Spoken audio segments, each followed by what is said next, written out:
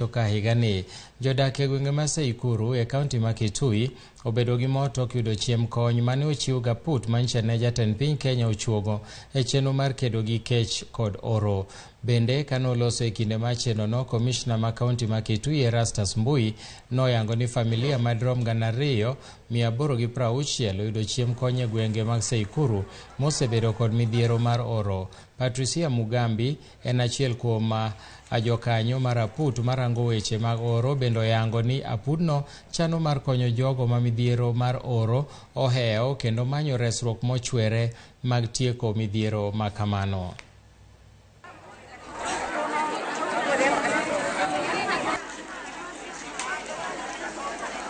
Drought currently is affecting 4.3 million Kenyans because we have had 5 failed rainy seasons. And climate change is being felt in over 20 arid and semi-arid counties in Kenya. We are campaigning under the campaign name Wakenya Tulindane.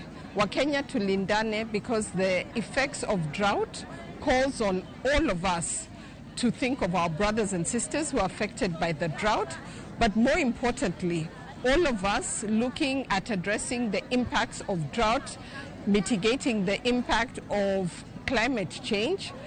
We are securing our future. The target is 2,860 households, and the main reason is that Seikuru is one of the most affected areas, or the worst hit area in terms of drought. There is need for other interventions. Tumesikia leo kuna kakitu tunapewa kazi kuku na nikakunja, nimepata, nimefurahia, nitakula mimi na marafiki. Sasa hata ukiangalia chambani kuna chakula